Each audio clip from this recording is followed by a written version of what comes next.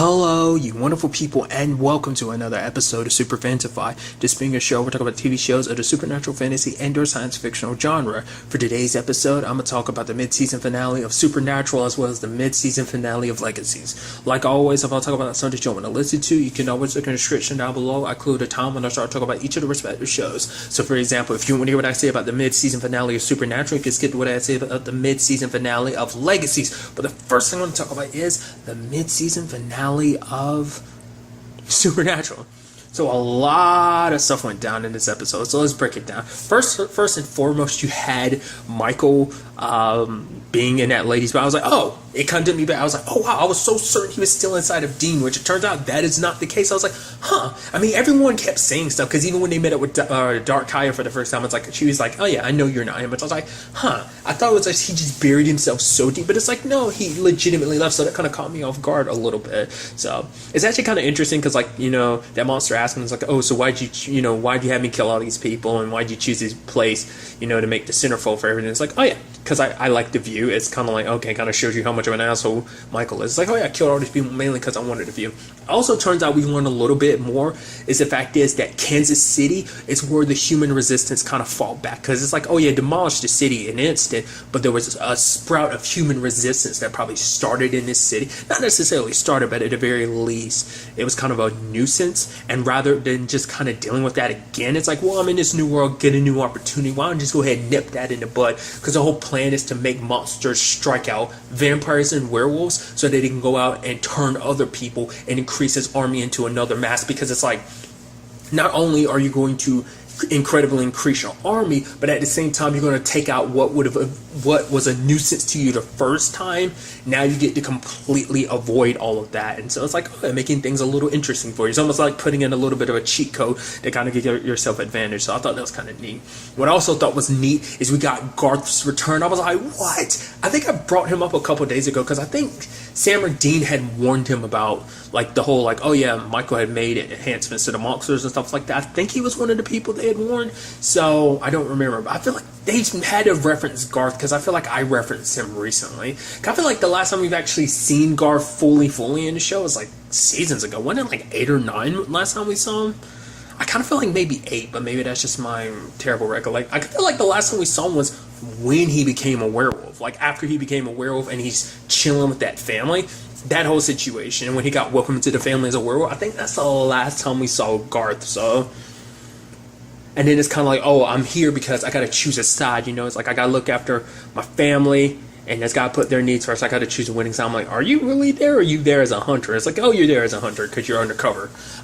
Sam feels responsible because it's like, yeah, I convinced him to come out of retirement for this whole situation. It's actually, in actuality, he was referenced season 12 during the whole British Men of Letters situation, where it's like, oh yeah, like I think they were targeting different, you know, well, monsters and hunters, and Garth was on the list.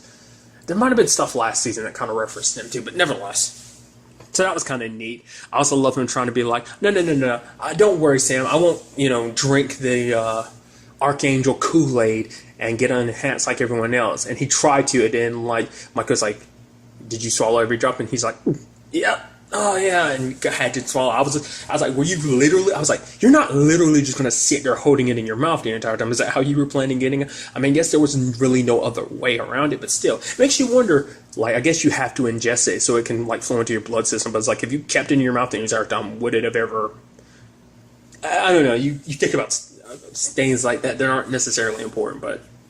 What's also interesting is we saw Ketch this episode too. I was like, hey, bringing back characters we haven't seen for a while, because the last time we saw Ketch was last season. So I love the fact that he's like, oh yeah, he's regaling Jack about his story about getting the egg back and everything. And it's like, oh yeah, and you know, I sent it through the mail. I was like, wait, you literally sent it through the mail? It's like, yes, don't worry about it. I paid extra, so it takes top priority. It's like, oh, he paid extra. And so it's kind of like, it kind of feels bad for Ketch. You kind of feel bad for Ketch, because he kind of feels a little like, oh, I let you guys down because you need the egg now. The egg would get you there to like 1 or 2 days, but to be fair, it's going to take even longer because of the holiday season and stuff like that. So I thought like, oh man, poor Ketch. So get Sam and Jack going to steal that, while Dean and Castiel went after both Michael and his monsters as well as the spear, you know, of Kaya. There's a lot to actually discuss about the Castiel situation, that whole conversation between him and Jack. Where it's like, obviously Castiel's like, I don't want to tell the boys. I could tell them, but I don't want to because they've got enough on their plate, especially this whole Michael situation. Because for him, it's like, the empty's going to come after me when I'm happy, right? The fact of the matter is, I don't see that happening anytime soon just because it's like, in this life we lead, that's not really something you'll ever really see happen.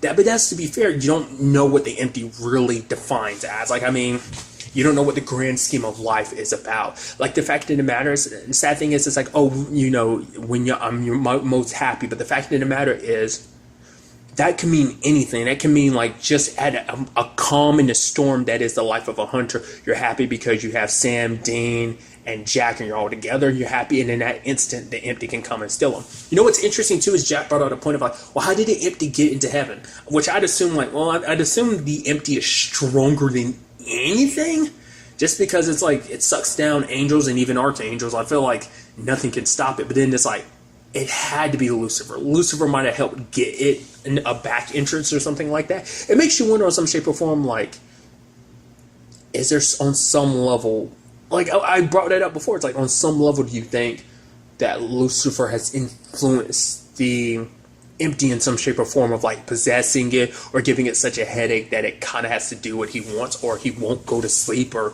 let it rest? Because it seemed even more agitated than before, but maybe it is simply because it's like, oh, someone got away. But it just, I don't know, it seems like there's got to be more to it. Like I said, it all comes down to whether or not, because Jack's supposed to be there being the Nephilim and everything, does him not being there like kind of, is it like a scratch that the empty just can't, isn't it itch that the empty just can't scratch? Or is it just because it's like, it's such a control freak that it's like, oh, this is what it's supposed to mean, mine, it belongs to me, and it has that like compulsiveness to it that it needs to gather everything that's technically belongs to it. So I'm curious like how that kind of all plays out, but we'll have to wait and see. What I also thought was interesting was the whole Kaya situation. Her explanation for things I thought was kind of interesting, because it's like she actually wants to go back to the bad place, and it's like, really? For her, it's like, yeah, I left that place because I would have to run all of my life to get away from monsters. I thought coming in this world would be different. Turns out it's the exact same on many different levels. I'm sure on a day-to-day basis, if it wasn't for the current circumstances, she'd make it work, because it's like, yeah, supernatural creatures are out there, but you're not constantly being hunted like you are in the bad place. In her particular case, she is, because Michael is sending monster after her, because she has a spear, and the spear can hurt him. So, of course. But it was also interesting because it's like, yeah, Dean's talking about the fact that the reason why he's doing this is because for him, it's like he's not going to be happy until Michael is dead.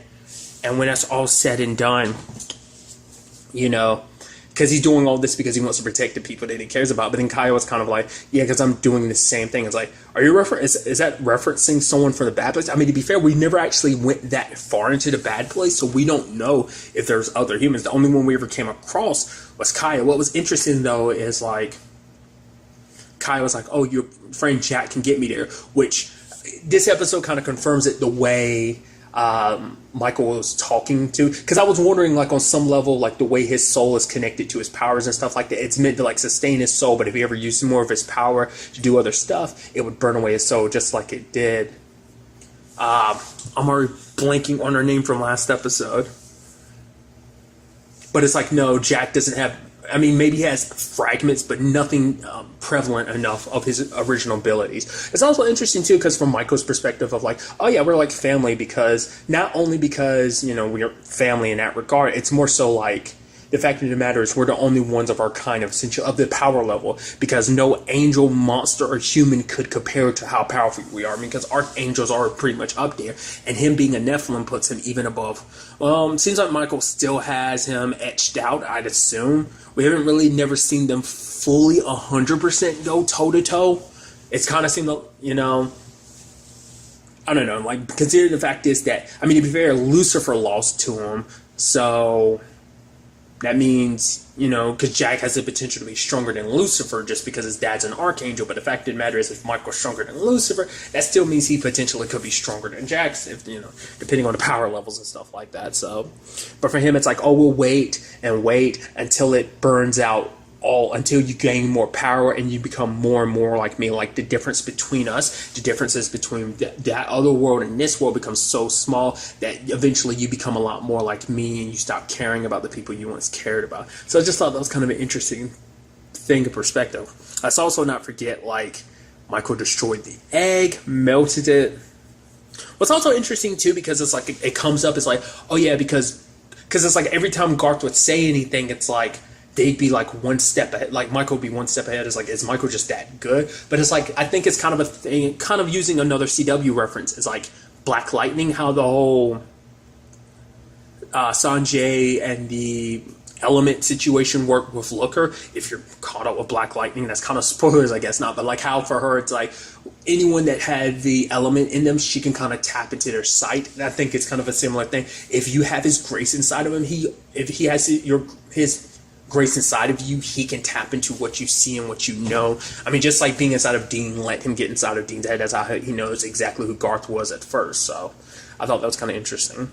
That is the grand scheme. Well, it gets explained later on, because I was like, okay, so why did Michael do what he did? It was also interesting. There's almost this little funny kind of awkward moment. I kind of felt like they were trying to make it a little funny. Was the fact, well, two things. One, when Dean's like, yeah, but we got the spirit. He's spinning it around. I'm like, God, Dean looks like such a jackass trying to spin the spear around and stuff and look super cool. And it's like, you look like such a dark dude. I love it. There's that. But also the fact is that, like, Michael was like, okay, boys, come on. I know you're coming. So, you know, got a show to put on and stuff like that. And Michael was kind of getting a little restless and kind of sitting in the chair and readjusting and stuff. I'm like, it just the fact is they filmed the scene like that and made it kind of keep on going on for an extended period of time. I'm like, it's kind of interesting seeing your bad guy get a little restless. I mean, I think it's always interesting that the show does have a tendency, not all of its bad guys, but some of its bad guys, it has a tendency to kind of show a little bit more of a, like, humor side to them in some regards. I mean, they did it plenty of times with Crowley, Lucifer. I feel like ever since he subsequently popped up in season 5, they've given him more and more funny bits and stuff like that. That's also actually an interesting thing too, because like Dean was like, for the first time he understood, like, because it's like he thought he understood what Sam and Castiel felt when they were possessed by Lucifer, but now he has a much better understanding, going back to the whole analogy of it feels like he's drowning within his own body. But in the grand scheme of things, he left Sam alive and all of that. Just like the whole point is to break. That's what this was all about. So the blurry-eyed stuff was related to Michael, but it wasn't that Michael was buried deep inside. It's because Michael had left essentially the doorway open, the way he kind of puts it. The point was to draw Dean in to the point where it's like, yeah, like kind of get him at his highest and then break him, because his will was too strong before. And it was like, you know, like Michael could put up with it, but it'd be a lot easier if he got Dean to submit completely. And that's what this was all about. That's because it's like meant to crush him entirely, smother him down and push him down completely underwater so he can't squirm anymore. Then there's like the whole execution of Michael's plan of spreading it all monsters and stuff like that. Plus the spear's been dealt with. I mean, it seems like, yeah, you can still use bits of the spear, but it seems like now that the spear's been broken, there's no way of repairing. I mean, maybe there's magic to repair it, but it seems like the moment it was broken, what made it special, what made it magical, is gone. I mean, to be fair, we don't even know where Dark Kaya got that. I mean, that's kind of something that has to be thought about too. If there's a version of that exists in the bad place, much like there's doppelgangers in every world, like this is Dark Kaya, there's got to be a spear like that in this world too, isn't it? That might be kind of what they end up doing about that whole situation. But if they use that against Michael, that means killing Dean. You know, it's interesting because Jack had a perspective of like, no, we've got to kill Dean. It's like, will he share that moment? Will he still feel that same way now? You know, especially after his experience and like the way he feels about Sam and Dean. Like, he cared about Sam and Dean before, but I think he kind of appreciates things from a different point of view now. So I'm curious to actually see, would he still feel the same way of like, if we have to put down Dean to stop Michael because that's what he would want. But I know it'd be interesting to see, like I said, because Jack had a very different perspective, which he's never slid back to that perspective, because I guess it was never really an issue because he was no longer in Dean, so it was no longer a problem. So. Which still kind of makes it, even a Garth situation, a thing of like, oh yeah, Garth could still be an issue. I mean, Michael doesn't need him necessarily anymore, but still, like, because he has his grace inside of him, like, maybe it's going to, I mean, it seems like that also seems like it's potentially a permanent upgrade. There's no getting rid of that.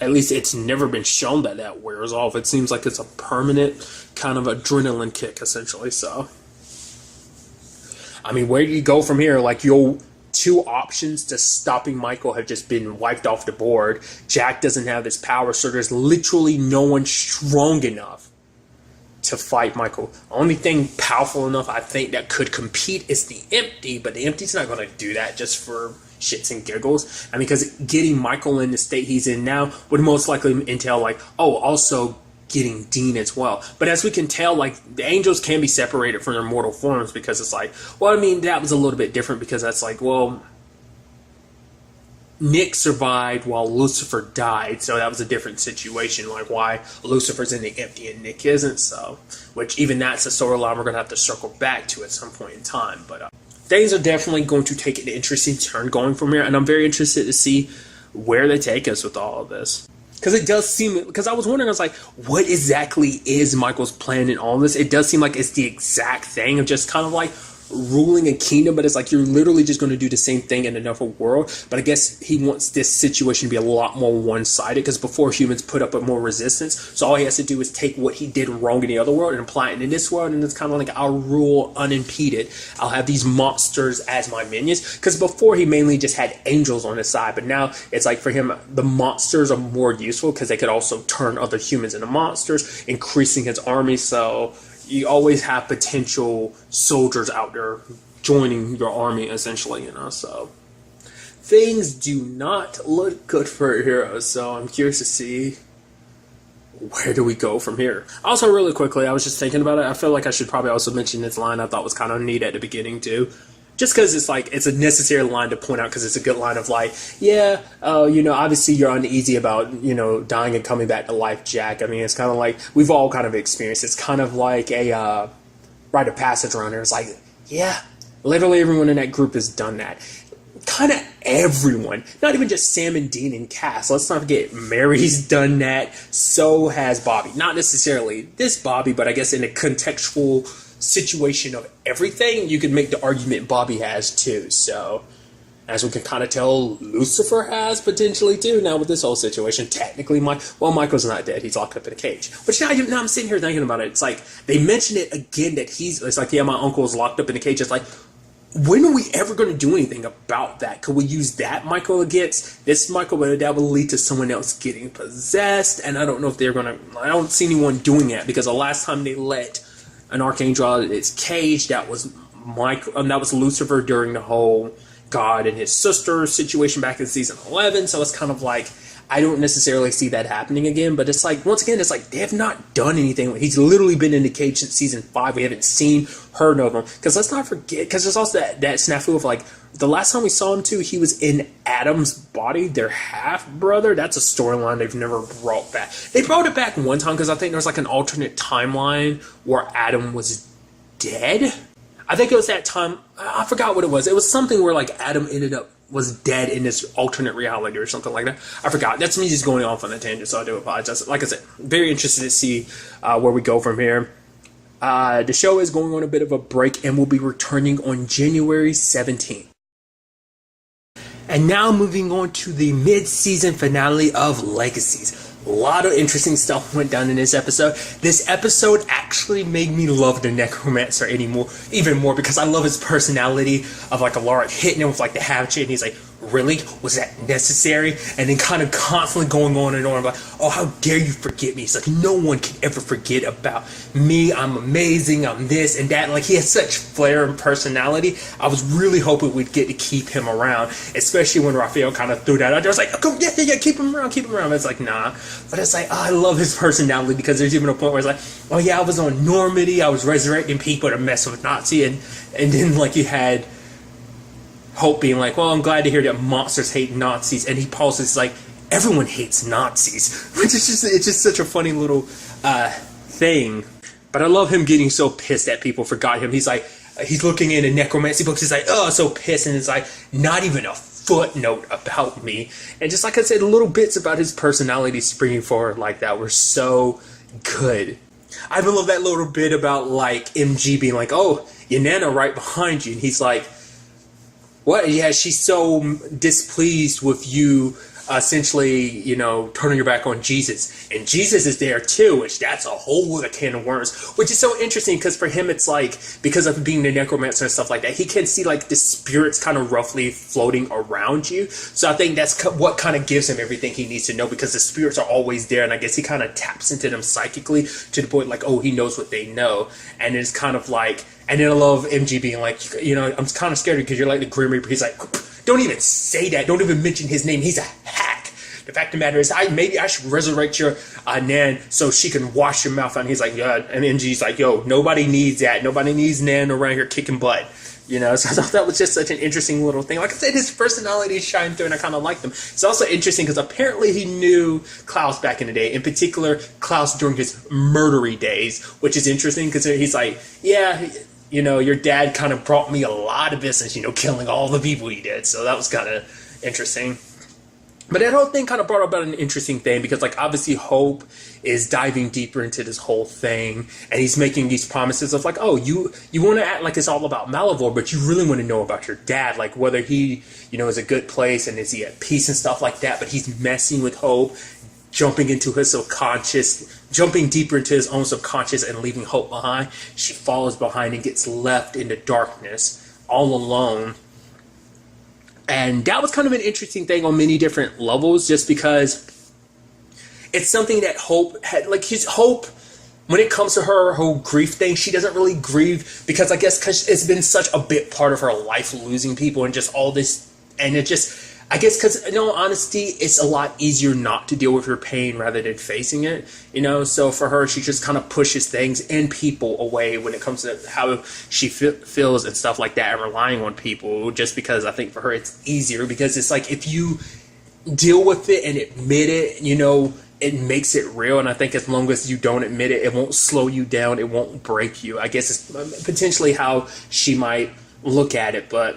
For him, that whole thing was, in his mind, I guess it was also trying to teach her a lesson, but it was also for the stall time. But I think even though he had his own agenda, I think on some level he was trying to help her. Because even in the end, he was like, your dad, he did die with love in his heart. So yes, because for Hope, there's that extra level of like, he died to save me. So she feels guilty. And that also plays into it because he's the necromancer is like, your dad will never be at peace until you are, because it's that whole conundrum of like, because he knows that Hope's not at peace, he wants her to be at peace before he can be at peace, because it's also that fatherly thing of like, I always want what's best for you. I can see that you're not right, things aren't settled, you're very unsettled, and until that is, he's not going to like stop hovering over and completely watching over her, so it's kind of sad. But it's almost interesting that he told her that. He could have easily just lied, but I think maybe on some level, maybe because he knew it would bother her so much, he is kind of good at manipulating, getting inside of people's heads. But it was just kind of interesting that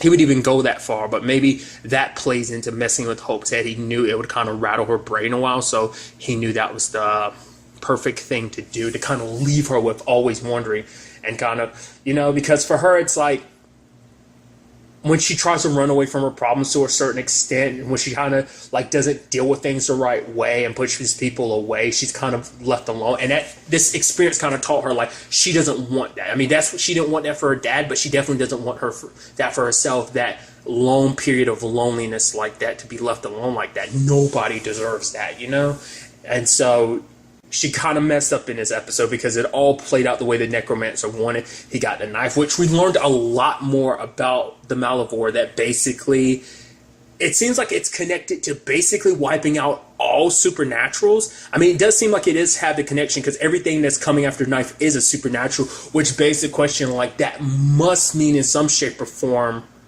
whatever Landon's whole situation is, even though he's not a full-blown, like, we don't know what his circumstances are necessarily, because it's like, he's got to be something supernatural, because it seems like only the supernatural are drawn to the knife. Specifically, it seems like supernaturals that were killed by the knife, interestingly enough, because it turns out that there are 3 locks on Malivore.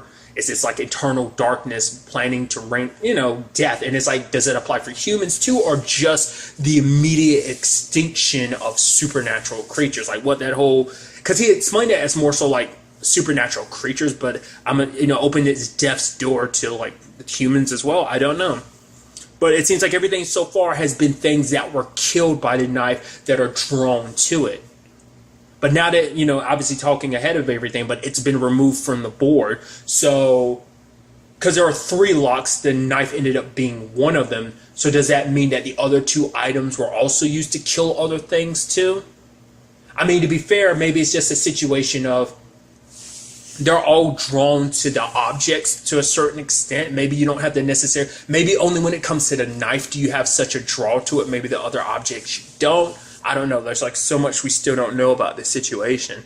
But now we're basically one step closer to the apocalypse because of Hope. But to be fair, she's a kid. You mess up. It just, she was trying to do her best because, that was kind of an interesting thing. Her and Alaric kind of got at each other about the whole situation because it's like, oh, you're talking about grieving and stuff, Alaric. Look at you, you're drinking. He's like, I'm trying to grieve in my own way. What do? You push people away, this whole back and forth, because it's like the necromancer has so much ammunition it can use against you, your mom, your dad, all the people you've ever killed. So it's kind of like there's a lot there. And she's kind of like, you might be my teacher and stuff like that, but don't talk up to me like you're my dad. And he's like, I'm not your dad, which is kind of like, it turned into that argument. But I think when she disappointed him, it actually broke her heart because like Alaric's been the closest thing to a father figure she's kind of had in her life for a while. He's the one person, in all honesty, that hasn't given up on her. Like, no matter how much she's pushed him away, he's always been there. But now she's kind of severely screwed up, and now he's kind of severely pissed at her. But I think he'll forgive her eventually. It'll take a while, but I think it'll happen. But I think, it's taken, like, there was a lesson that Hope has learned from this, and that is that she can't handle everything alone, or she is going to end up alone like that. So she has to make changes, especially if she wants Klaus to be at peace and everything. So I thought that was kind of like a nice little element to add to the episode. The other side of things is the whole Raphael situation with Cassie, breaking the news like that to her that she's dead, Alaric helping it out. Because I thought that's kind of an interesting conversation where Raphael was like, well, maybe we should keep him around and stuff like that. Because also he wanted to keep Cassie around because it's like, as long as he's around, Cassie's around. But it's like, we don't want to take the chance that he might do to other people, students at the school, like he did us. Both bringing back someone from our lives so painful. The thing is, which I think is so fascinating, is it's something like, there is some subconscious connection between all of them because it's like, oh, the necromancer just happens to bring back Joe, who Alaric brought up to the Dryad. So it's like, is there something to that? Probably, maybe in that instance, because like he hadn't even met Alaric yet, but like he got close enough to, I guess, Raphael to kind of like sniff that out. Essentially, the whole. Well, maybe he saw through Joe's eyes with that whole situation, so. Because for him, this wasn't just about getting the knife for, like, Malivor's sake. It was more so for his own sake because now he's free from the pull of the knife and everything. So that's why I'm kind of wondering about, like, what's going to be, like, are the other objects even going to have, like, other supernatural things coming after them like that? I would assume so, but, like, to what extent? And it makes you wonder, too, why is it only one at a time? Why not get multiple supernaturals coming after it at once? Maybe its pull can only fully affect one supernatural at a time. If it splits it, then it won't be as effective. Like, the draw has to be uncontrollable, I guess. So, but with Raphael's situation, it brought to light a lot of other things. Because it turns out, I'm sure, it's also a guilt thing, but the whole thing about him and Cassie, like, her death wasn't completely an accident. He was kind of angry at her, and he took a turn too sharp, even though she told him over and over again not to do that, but it was just, he was so angry at her. So it's not like he purposely did it. It was an accident, but it was an accident fueled by his rage. And so she's like, I'm not trying to make you, like, blame you for all of this. It's like, it is a thing that happened, but I need you to face up to it, because it's like, if you don't face it, you're just going to keep running from it. And for him, it's like, yeah, I think I'm doing better at the school, which he is. But for, Cassie, it's like, the fact of the matter is, before you even became aware of it, you already kind of had anger issues. So there's something inside you that it needs to be continued to be worked on. So the sad thing is, like, even though they kind of, because she's like, I still care for you and all that, he never actually still didn't get to say goodbye. At least Alaric got to say goodbye. The girls got to say goodbye. He didn't necessarily get to say goodbye to Cassie. So I think that's still kind of hit him hard in that situation as well. And because the sad thing about it all too is that in the end, even with all that closure, it was still manipulation, because in the end, you know, everything Cassie was doing, because it didn't seem like she was being controlled or anything like that, but it's like, no, like, even with all that, Cassie was still a part of his plan. While she was keeping Raphael off kilter and Alaric distracted and keeping Hope distracted, it led to all of that. Well, it's also interesting, too, because this kind of deals into the other part of this episode. It's the whole situation about the vampires. Apparently, I guess, like, there's not a lot of vampires around to teach you. There's no teacher vampires. Because it's actually interesting, because most of, like, the main vampires are dead or not.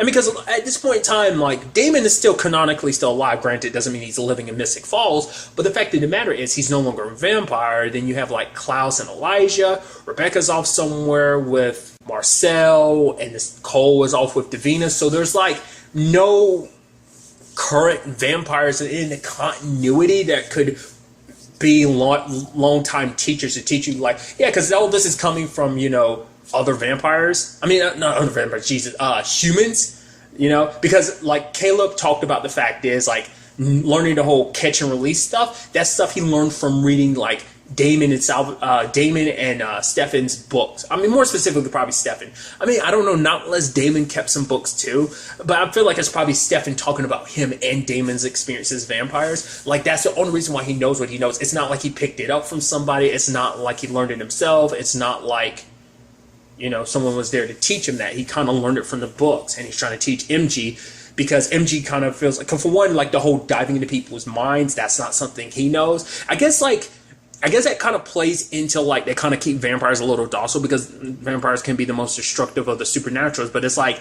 they don't teach vampires what they're fully capable of in that regard, because that's a skill, like, everyone's got, the whole, like, diving into people's minds and their memories like that. Like, but MG wasn't, you know, in a strong state, because it's like, oh, he just drinks the blood they supply at the school, whereas Caleb is like, even when he was, like, deprived of blood for a little while, kind of basically detoxing, he's still much stronger than MG because he's got human blood. And that led to a very interesting situation where Caleb is like, okay, come on, MG. And then MG bites and he's like, okay, wait, MG, let go. And MG kept going. I'm like, oh, wow. Like, I was like, is it just because it's MG's first time drinking blood? And then Dorian brings up something interesting. For one, he makes Caleb feel like crap, because Caleb is like, you don't teach us to be who we are. Like, the fact of the matter is, it's like, this is my one day. You know why? Because I love my job 364 days out of the year, but this Remembrance Day needs to be the day I can mourn my family. You know why? Because my family was murdered by the same guy that this school is, you know, built in his place, that being Stefan, because we learned all about that in the Vampire Diaries. So it's like, that's got to be pretty rough. It's just kind of a constant reminder of what you lost. You're literally living in the place of the dude who killed your family. So it's like, yeah. So I think that hits Caleb of being like, oh, wow, you kind of have such a personal history with vampires. To be fair, most people do. Matt kind of feels the way he does about vampires because of his experience. Can you blame him? At times, you're kind of like, Matt's kind of going too far in certain regards of just his anti-vampirism situation. But at the same time, you're like, well, it's warranted in certain regards because you understand how he got to where he is about feeling the way he does about vampires. So you can't 100% blame him for it. So same thing can be said about Dorian, but it's like, well, it is like, do you know, and has to explain to him what a Ripper is. It's like, oh man, you guys are fledglings. It's like, but once again, that's something I brought up before, that this show does is very interesting. It does reintroduce concepts just on the off chance you're not that familiar with like the Vampire Diaries or the originals. If for whatever reason this is your first, it you know, elaborates on stuff that like, hey, you've watched the shows, you know all about it. But it's like, if you haven't watched the shows, it kind of explains things for you, which I think is interesting. It's like, oh yeah, what's a Ripper? Ripper is someone who is very susceptible. And you know what's so interesting? Because I never really thought too much about like what like the personality traits that kind of follow a Ripper. Rippers tend to be kind of like the nicer people in respective families in a certain regard. Because it's like interesting, because it's like, you would think Klaus out of anybody would be a Ripper. He's just kind of more so a monster. But Rippers, it's interesting because like the Ripper amongst the Michelsons, most likely Elijah, not most likely, definitely Elijah. But then take the Salvatores, it's like, who's the Ripper in that family? It's Stefan. And so you take someone like MG, who you would think like if anyone's going to be one, it's going to be Caleb. But it's like, no, MG's the Ripper just because of his personality and stuff like that. So it's like a certain character defect that it's in certain people that are signs of a Ripper, which I think is kind of fascinating. Not because of just getting that little psychological angle of it. I feel like they never really dived into it. Maybe when it came to Stefan, I feel like they brought up some of Elijah's Ripper Day stuff, because that was kind of like what led to him. And Haley, the whole Red Door situation, wasn't that back in season 4? Like, that kind of being a thing. Like, I feel like that's the furthest they ever really dove into Elijah's Ripper Days, but like it was a much more prevalent thing for Stefan, just because it kept coming up a lot more. So I'm interested to see what they do with that, especially because it seems like Caleb kind of plays like a big brother role naturally, but I feel like now they're sliding him into it even more, because now he feels guilty because he's the one that pushed and pressured MG to go down that route, because he was like, no, drink human blood, this, and that. And it's like not realizing the kind of monster that he was making MG into. Like, this is the kind of person, like, you know, MG's the good person that he is, and if he's not careful, Caleb could end up steering him, almost getting close to steering him down a path that he could potentially not come back from. Because we saw how hard it was for Stefan to get over his Ripper Days and pull that whole situation back. I mean, hell, we haven't even gotten to the point where people start shutting off their humanity. That hasn't happened yet, but you know eventually that's going to.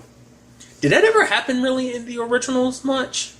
I don't think it did. It always happened in the Vampire Diaries, but I don't feel like it ever really happened in the originals, the whole shutting off your humanity. Maybe it did, I'm just not remembering.